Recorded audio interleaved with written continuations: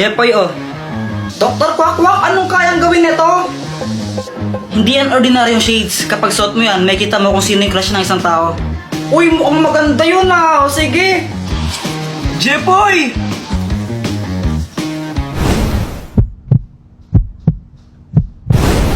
Hala, crush mo pa rin kapatid ko?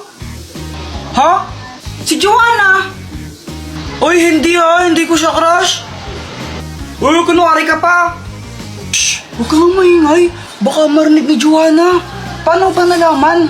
Gamit tong salamin na to. Kaya ko makita kung sino yung crush ng mga tao. Wow, ang galing naman yan. Gusto mo tignan ko kung sino yung crush ni Joanna? Oo, sige, sige.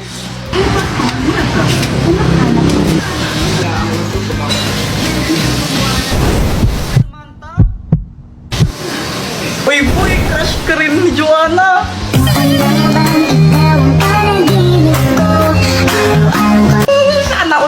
Sana all. Ba't di mo kaya subukan yan sa crush mo kay Samantha? Oo nga no, para malaman ko baka crush din niya ako. Oo, bilisan mo, gawin mo na. Sige. Samantha! Hi, Jepoy! Ang ginagawa mo? Nag-drawing ako ng flowers. Talaga, patingin nga. O sige, ito oh. Maganda ba? Oo, maganda naman. Buti naman, kasi hindi talaga ako mag-drawing ng flowers. Favorite ko kasi yung mga flowers eh. As in, kapag nakakita ko o ano, crush ka rin ba niya? Hindi. Oh, okay lang yan. Sino ba yung crush niya? Ikaw? Ha? Dalawa na yung brilyante ko, yes! Matutulog muna ako tapos hahanapin ko na yung iba.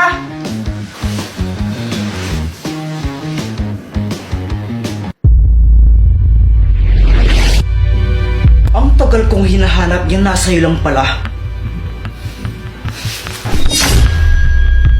Mga brilyante, lumapit kayo sa akin.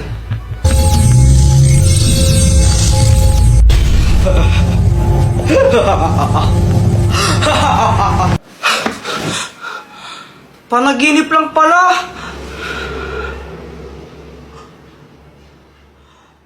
Naku, hindi! Ha? Baka nandito lang yun, Kuya Jepoy. Baka nalagay mo lang sa kung saan. Hindi! Nasa mga kamay ko lang yun. Tapos, nung natulog ako pagising ko, wala na. Ayun! Alam ko na kung sininig na ako ng mga brilyante. Ito oh, kitang-kita sa CCTV camera nyo. Lo, may CCTV kami. Ba't di ko alam? Teka, si Mang Canorena. Teka, Jepoy, saan ka pupunta? Babawiin ko yung mga brilyante ko! Di ka ba nag-iisip? Delikado yun. Paano kung saktan ka niya? Tandaan mo lang saan yung mga brilyante. Oo nga, no?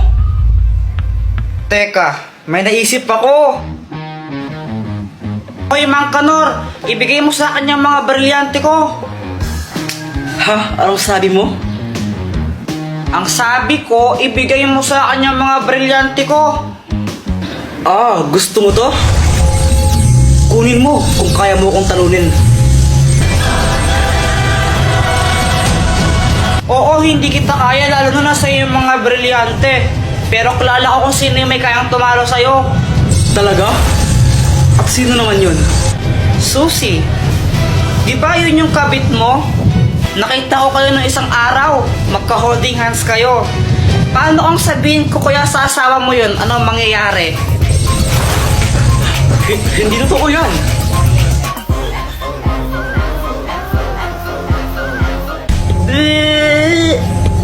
Bisit kang bata ka.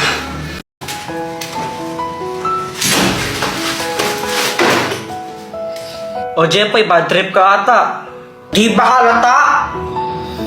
Bakit? Ano ba nangyari? Si Samantha kasi, sabi niya sabay kaming uuwi. Samantha, sabay tayong uwi mamaya, no? Sige. Sige. Ang tagal kong naghintay sa labas ng school, tapos iniwan niya na pala ako. Nakakainis, pinaasa niya ako. Ikaw naman, nagad ka kagad. Mali mo, may nangyari lang na di inaasahan. Oo nga, no? Baka mamaya, nakidnap pala siya ng puting ban. Ano gagawin ko? Ang OA mo, hindi naman sa ganun. May gamit ka ba dyan na pwede nating gamitin para malaman kung nasaan si Samantha ngayon? O ito, ang spy laptop! May kita natin kahit nasaan si Samantha gamit lang to. O sige, gamitin na natin para malaman natin kung nasaan siya. Baka nakidnap siya. O sige. Eto siya! Samantha, para sa'yo. Uy, thank you.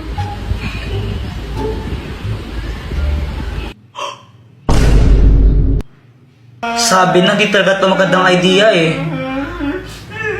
Hoy Samantha, sabi mo sabay tayong uuwi, ba't mo ko iniwan? Ay, oo nga pala, sorry, nakalimutan ko, Jepoy. Nakalimutan or kinalimutan? Ha? Ano bang sinasabi mo? Kala mo di ko alam na nakipagkita ka kay Boyet tapos binigyan ka pa niya ng stick O? Ah, yun ba? Pinabili. Kala mo hindi mo sakit yon? Bakit ka ba galit? Ano ba kita? Oo, kaibigan mo lang ako, pero nagsiselos ako. Si Jepoy ba yun? Oo. Na paano siya? Iwan ko dun. O yung bayad mo stick o sana, 42 yun. Hoy, 40 lang yun, no? Ba, syempre may tubo. Ang mahiwagang pamalo! Ikaw na lang nahihiya ko eh. Ikaw na lang, nahihiya din ako eh. Para kayong mga tanga, no? Samantha! Samantha! Samantha! Samantha! Medyo bingin sila, no? Medyo lang.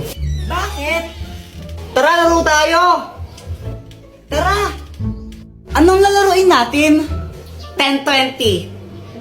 Game! Sangga kami ni Samantha, ha? Hoy, Jeffoy!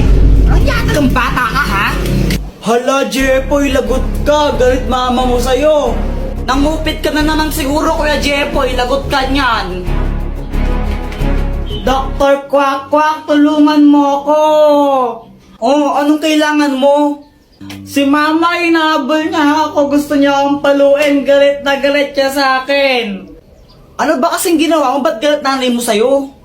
Basta galit siya sa akin eh. Hindi ko alam kung anong gagawin ko.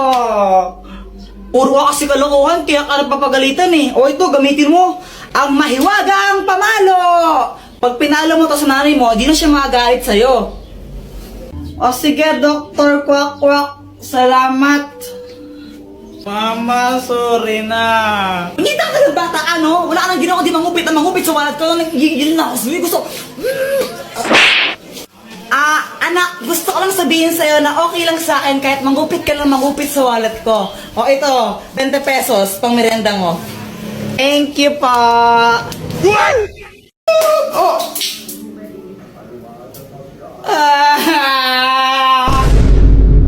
Samantha, nakailan ka kanina sa test?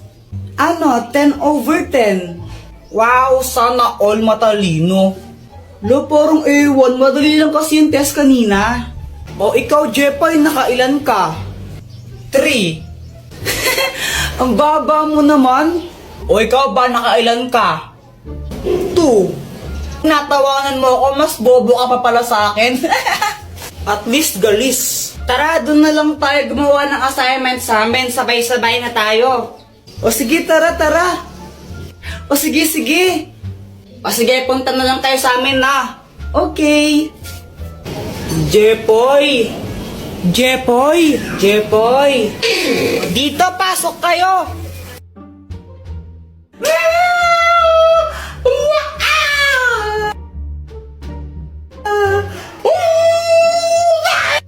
Okay lang ba yung si Joanna? Para siyang nababaliw. Ay, Joanna, huwag ka nga maingay. Kinikilig kasi ako sa Aldab. Kinikilig ako, oo, kakakilig sila. Nanonood din ako ng Aldab, pero hindi ako ganyan.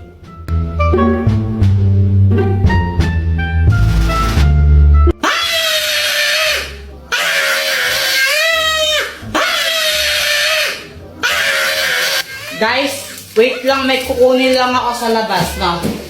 Dok, Dr. Quack, tulungan mo ko. Oh, anong kailangan mo? Si Joanna kasi ang ingay-ingay niya, sobrang ingay niya, di kami makagawa ng assignment dahil sa kanya eh. O ito, gamitin mo ang itlog ng pipe! Kapag hinampas mo to sa ulo ng isang tao, mawawalan siya ng boses ng isang oras. Oh, Salamat, Dr. Quack. oh, Di. Ah.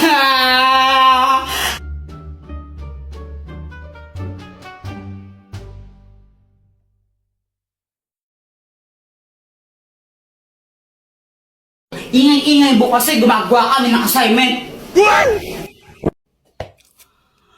Aray! Ano bang ginagawa mo dyan? Tara na, pumasok ka na, huwag ka na mahiya. Hindi nakakaya. Nandiyan ba mama mo?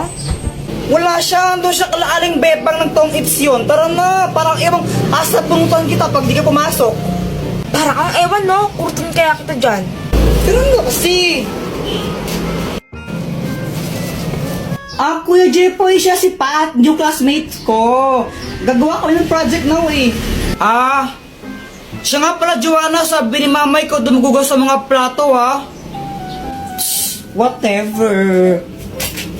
Oh, sige, pag di mo yun hugasan mo, sapakin talaga ta.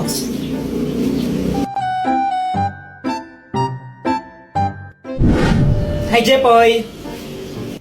Oh, Dr. Quack, patatagal mong di nagparamdam. Nagbakasyon kasi ako sa ano ba yun? Boracay. Yun, Boracay. Bakasyon? Ang tagal mo naman ng bakasyon. Anong matagal? Ang bilis lang nun, no? Parang ilang araw lang yun eh. Sigurado ka? Huli kita nakita, grade 5 pa lang ako, no? Tapos grade 7 na ako ngayon. Ay, sorry na. Dr. Quack, ay bago akong crush. Sino? Ayun siya, oh. Ayun ba yung kasama ni Joanna? Naniniwala na ako sa forever. Magmula Oo. kilala kita. Kala ko ba si Samantha yung crush mo? Oo, crush ko si Samantha, tapos crush ko rin yun. Eh naku, parang ang baliw. Tulungan mo naman ako, baka may gadget ka dyan na pwedeng gamitin para i-crush back din ako nun. Ay naku, ito na naman tayo, gagamitin mo na naman yung mga gadget ko eh. Sige na, Dr. Quack, ang tagal mong di nagparamdam tapos ayaw mo pa akong pairamin. O sige, ito na nga. Ang mahiwagang bola! Kapag binato mo to sa crush mo, magugustuhan ka rin niya. Basta natamaan mo siya, kumbaga, kapag tinamaan siya nito, magugustuhan niya kung sino yung nagbato sa kanya. Oh, nice! Salamat dito, Dr. Quack ha. Ibato mo na. Oo, ito na. Aray! Ang tangang magbato. Kuya Jepoy, ngayon ko lang na-realize. Crush pala kita. Papatay ako, patay.